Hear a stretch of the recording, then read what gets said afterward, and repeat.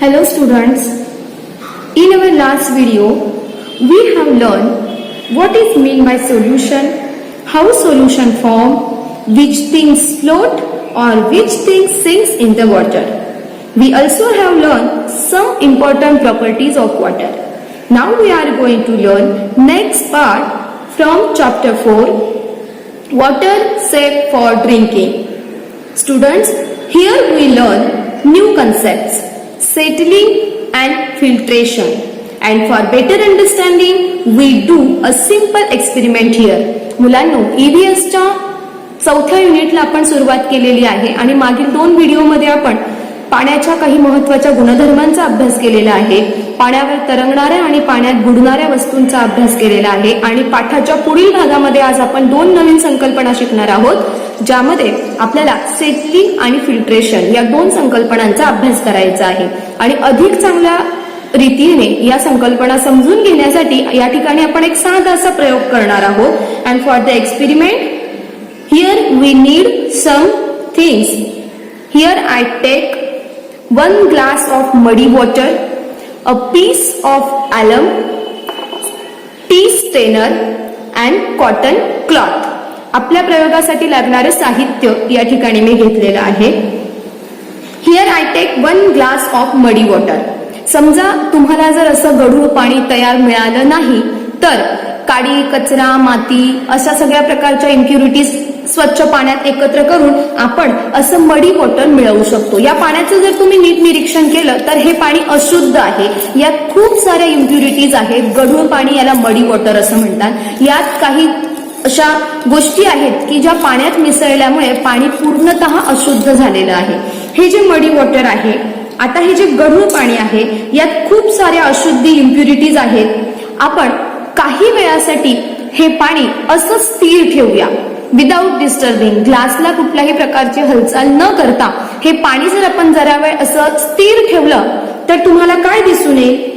The particles of soil in this मडी water, या पाण्यात असणारे जे काही मातीचे कण आहेत किंवा बारीक बारीक वाळूचे कण आहेत ते हळूहळू काय होतील तर ग्लासच्या तळाला जाऊन स्थिरावतील.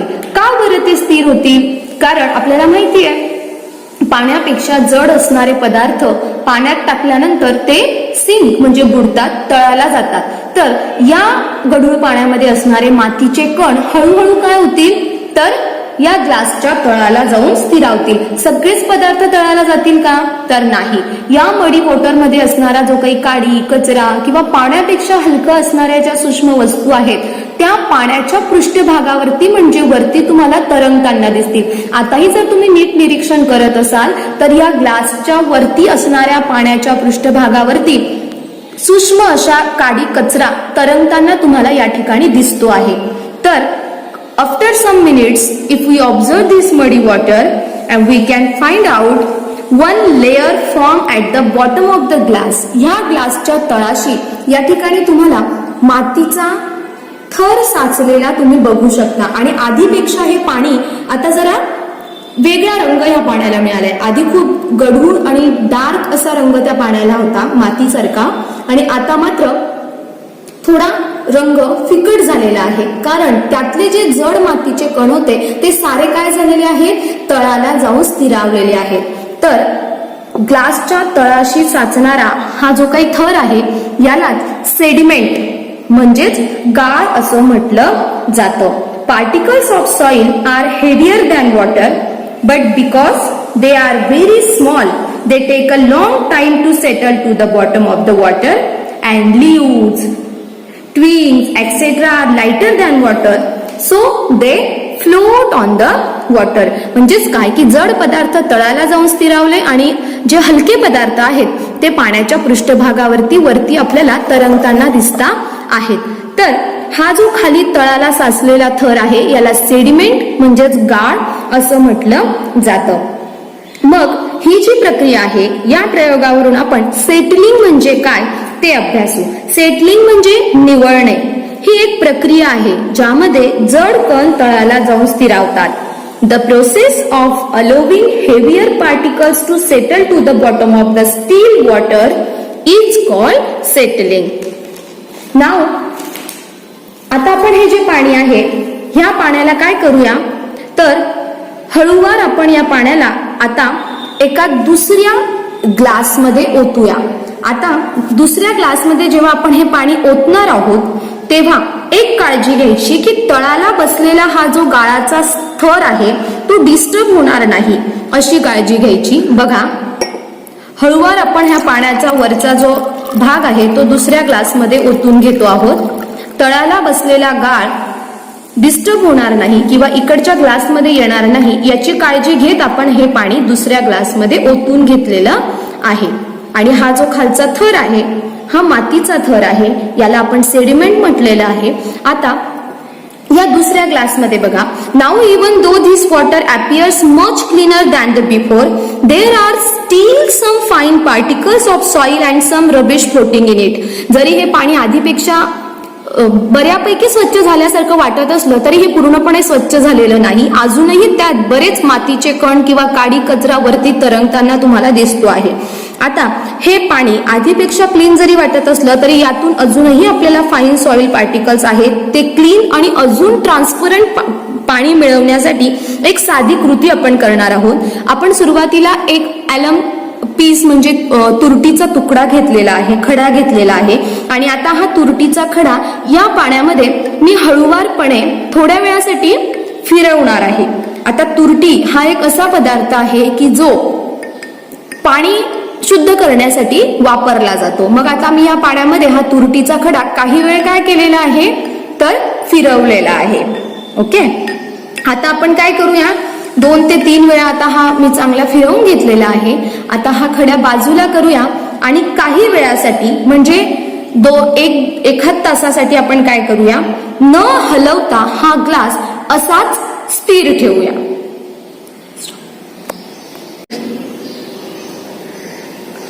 तर मुलांनो, आपण तुरटी फिरवलेलं हे गढूळ पाणी 1 तासासाठी ग्लास अजिबात न हलवता स्थिर ठेवलेला होता.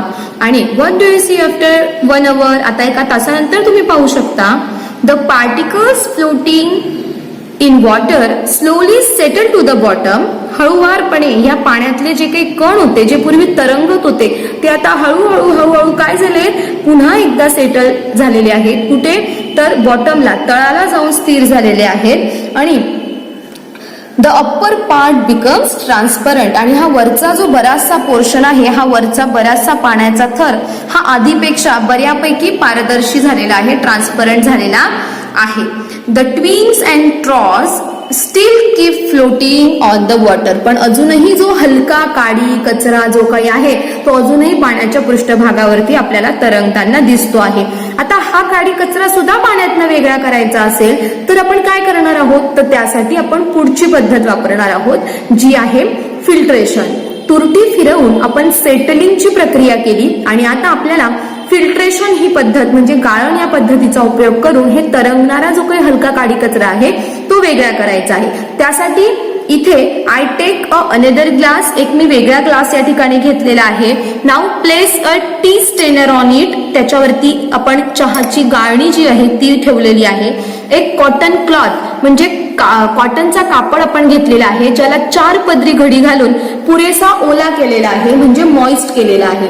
आता काय करूया, हा जो मॉइस्ट केलेला कॉटनचा कपडा आहे तो या स्टेनरवरती व्यवस्थित ठेवूया. ज्या पद्धतीने आई पिण्याचं पाणी माठात गाळून भरते त्याच्यासाठी गाळण वापरते अगदी तसंच या ठिकाणी आपण हा कॉटन क्लॉथ घेतलेला आहे. आणि आता काय करूया, हा जो आपला ग्लास आहे आधीचा, ह्या ग्लास मधलं पाणी या स्टेनरवरती हळुवारपणे ओतूया. पोर द वॉटर स्लोली. हळुवारपणे हे पाणी या ठिकाणी आपण ओतूया. त्याला खाली म्हणजे पाझरायला परकोलट व्हायला जरा वेळ लागतो, त्याच्यामुळे हे पाणी हळूहळू आपण ओतणार आहोत जेणेकरून ते खाली पूर्णपणे गळून गेलं पाहिजे.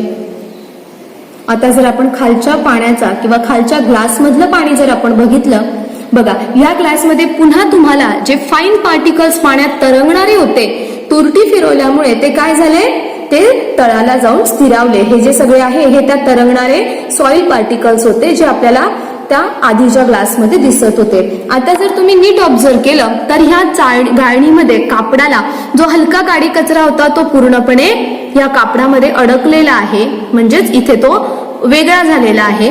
आणि खालच्या ग्लासमधलं पाणी आता तुम्ही बघू शकता. What do you see? The rubbish and the soil particles remains on the cloth and the water collects in the beaker. Below it looks more transparent. बरंचसं आता हे पाणी आधीपेक्षा तुम्हाला पारदर्शी किंवा ट्रान्सपरंट दिसतं आहे. What does this experiment tell us? हा प्रयोग आपल्याला काय बरं सांगतो? तर या प्रयोगावरून आपण काय शिकलो? स्विर्लिंग ॲलम म्हणजे तुरटी फिरवण्याची जी कृती आहे त्याला स्विर्लिंग ॲलम म्हणतात. Swirling alum in water help the soil particles in muddy water to settle down. गढूळ पाण्यामधले जे तरंगणारे मातीचे कण आहेत ते स्थिरावण्यासाठी तुरटी फिरवणं हा अतिशय एक उत्तम उपाय आहे. And if we strain muddy water it helps to make it clean. This process is called as filtration. आणि मडी वॉटरला जर आपण काय केलं, गाळून घेतलं तर त्यातला काडी कचरा वेगळा होतो आणि या पद्धतीलाच गाळण किंवा फिल्ट्रेशन असं म्हटलं जातं. So now in this video we have learn 2 different concepts, filtration and settling.